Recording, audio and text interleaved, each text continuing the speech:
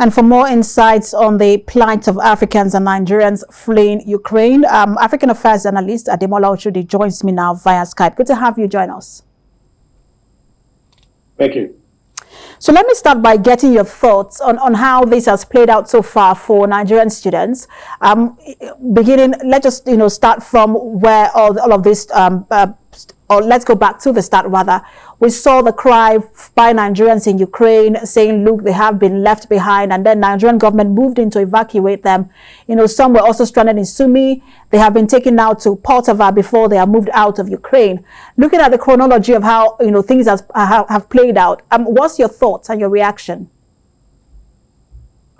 It's rather tragic. The whole situation is tragic. It's tragic for the Ukrainians, it's tragic for the Russians, and it's particularly tragic for our fellow Africans, particularly Nigerians, the Nigerian students there.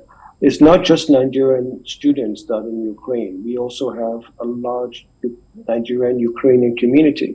There's a large church, one of the largest churches in Europe is run by a Nigerian pastor. We have a lot of Nigerian traders that settle there. So it is rather an unfortunate situation for everybody there. But the good thing about it is that the international community, especially the European Union, have recognized the discrimination, the prejudice against Africans trying to flee a war-torn area of Ukraine.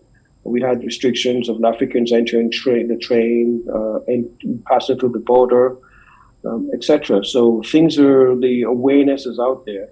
The Nigerian government has jumped straight into action, especially with the Nigerian in-diaspora commission. They're all joined together to ensure that the safety, well-being, and even the airlift of Nigerians are catered for.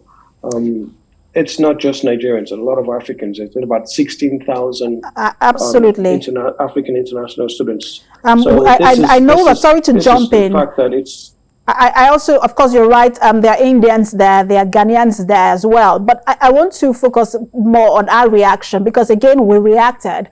The government was accused of not being proactive. And I just want to ask you what you make of this in terms of government's responsibility towards Nigerians in diaspora and how we can do better in subsequent situations. Well, in this situation, it took everybody off guard. Nobody could, maybe apart from maybe the CIA or the American government, nobody really believed or thought that the Russians would invade Ukraine. So the Nigerians in Ukraine, many of them international students, living on a tight budget, had to determine whether they should move across a large country. Ukraine is the second largest country in Europe after Russia.